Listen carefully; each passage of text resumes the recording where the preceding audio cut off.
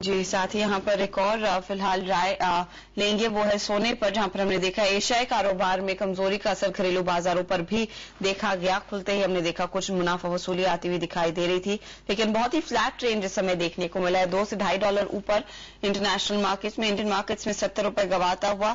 यहाँ पर आपको क्या लग रहा है, किस तरह की स्थिति उभर कर आ सकती है आगे सोने में?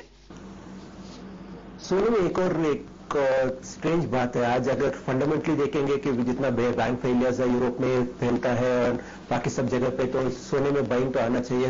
That is basically value buying का आना चाहिए। बट जिस हिसाब से टेक्निकली ट्रेडिंग हो रहा है, जिस हिसाब से रिवर्सल हुआ था लास्ट फ्राइडे को, मुझे तो लगता है कि एक बार थोड़ा और भी नीचे आना चाहिए, बिकॉज $900 के ऊपर ट्रेड करना बहुत मुश्किल लग रहा है इस लेवल पे, because lot of long term players का जो पुराना पोजीशन था, मुझे तो लगता है कि उनका प्रॉफिट बुकिंग आ रहा है। तो जब तक एक स्ट्रेटेजी सिचुएशन डिटीरिएट नहीं होता है बहुत ज्यादा, और यहाँ से मुझे तो लगता है कि रेंज बोर्ड रहेगा और शायद एक शॉर्ट टर्म के लिए एक निचले स्तर भी मिल सकता है बाइंग के लिए। क्या डाउन साइड रह सकता है फिर उस लिहाज से, और कब आप एंटर करना चाहेंगे? अगर शॉर्ट टर्म में, अगर मैं यही मानूंगा कि इंट्राडे के लिए या शॉर्ट टर्म के लिए $860 बहुत ही क्रूशल रहेगा इंडियन मार्केट, इंटरनेशनल मार्केट के लिए, आज के लिए और कल के लिए। $860 के नीचे कन्विंसिंगली ड्रॉप करते हैं तो $825 और $810 के आसपास ही बाइंग का बन सकता है। उससे पहले $860 के अगर आसपास अगर यहीं से ही बाउंस होता है तो मुझे तो लगता है कि 910, 920 तक जा सकता है फिर से।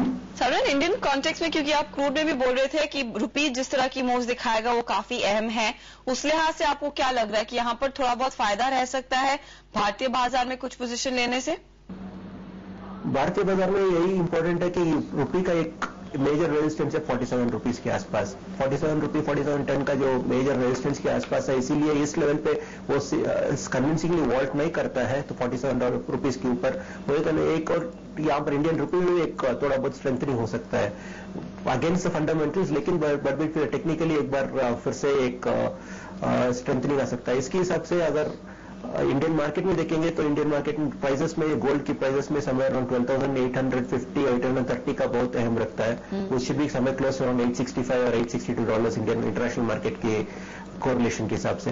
तो that will be very very crucial. अगर वो तोड़ते हैं तो मुझे लगता है कि 12,200 और 12,300 के आसपास आना चाहिए। अगर यहाँ से 12,800 डजंट ब्रेक तो शायद फिर से 13,200 to 13,400 के आसपास जाएगा। और चांदी में क्या कॉल रहेगा फिर? चांदी का मेरा तो यही अनुमान है कि मैं पहले से बोलता आ रहा हूं कि 21,400 to 21,500 का जो ब्रेकडाउन लेवल था पहले से, जो पहले पिछली बार जब गिरा था, 21,400 के ऊपर टिकना अभी भी बहुत मुश्किल है, जो पहली बार जहां से 17,800 से भी बड़ा है। तो मुझे तो लगता है नहीं है कि 21,400 के ऊपर पहली बार जा पाएगा। तो यहाँ पर इस लेवल पे इधर कंसोलिडेशन होगा या निचले स्तर पे शायद समवेयर अराउंड 18,200 to 18,500 के आसपास आना चाहिए। उस लेवल पे बाइंग बनता है। अगर 21,500 के ऊपर अगर 2-3 दिन अगर कन्विंसिंगली ट्रेड करते हैं, तभी मुझे लगता है कि अगले तेजी बन सकती है, नहीं तो एक बार फिर से यहाँ से सेलिंग आना चाहिए। जी, आप हमारे साथ बने हुए। शॉर्ट टर्म में यही बोलूंगा कि जब तक कि 20,600 के नीचे बंद नहीं करते हैं क्लोजिंग के हिसाब से, तो शायद रेंज बाउंड ट्रेडिंग रह सकता है।